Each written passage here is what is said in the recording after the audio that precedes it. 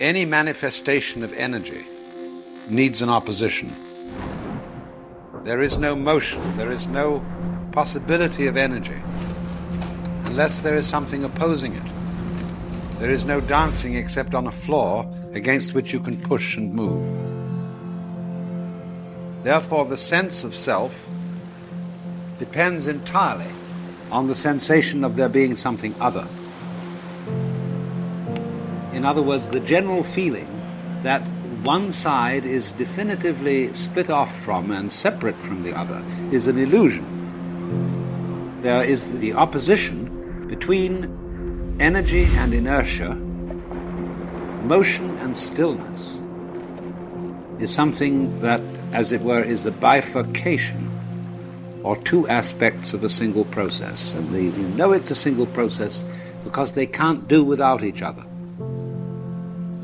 The interdependence of these two sides of things, or two ways of looking at things, shows that there is something in common between the two.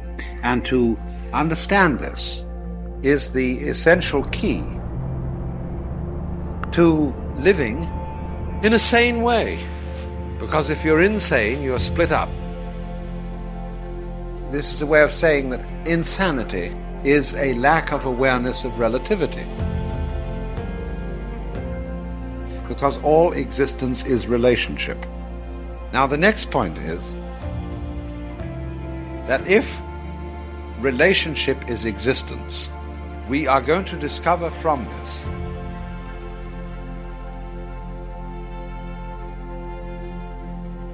that the existence of any identifiable thing or event in the whole cosmos depends upon, and in an opposite sense is responsible for, the existence of everything else.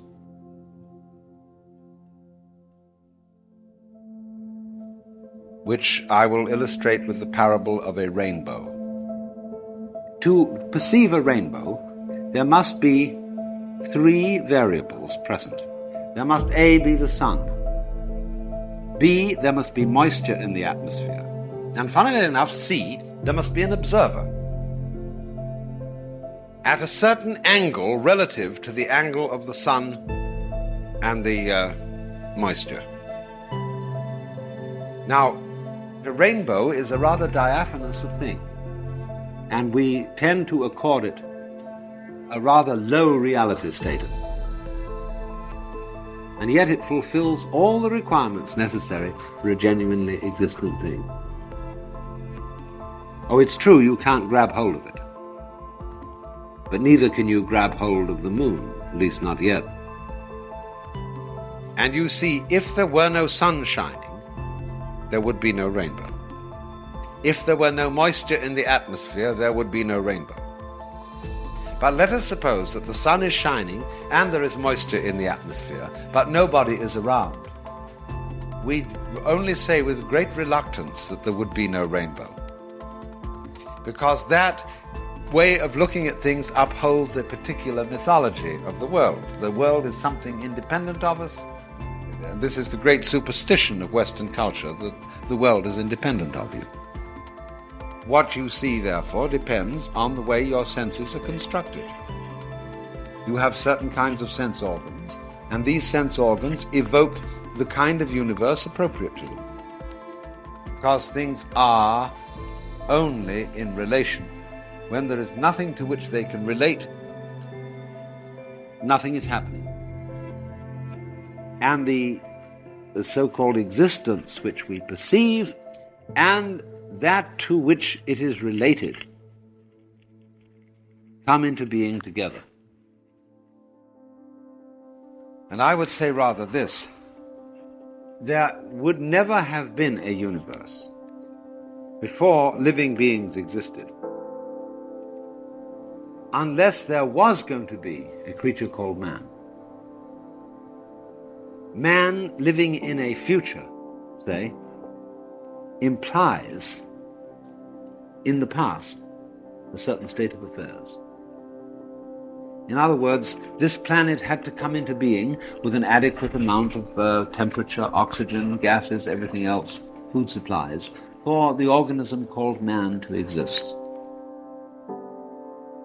Now, where you get two sides of a situation where they imply each other mutually, you have in fact a truly relational and unitary system.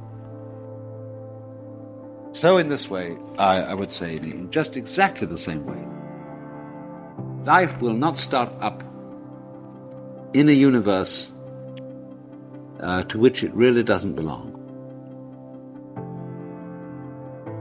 The whole existence of the universe depends on every individual. It isn't a question of how long you last. The universe is much bigger than you are, and you are very small, but at this moment it depends on you. The universe is much longer than you are, and you are very short in time, but nevertheless it depends on you. The universe in the future, long after you're dead, will still be depending on the fact that you once existed.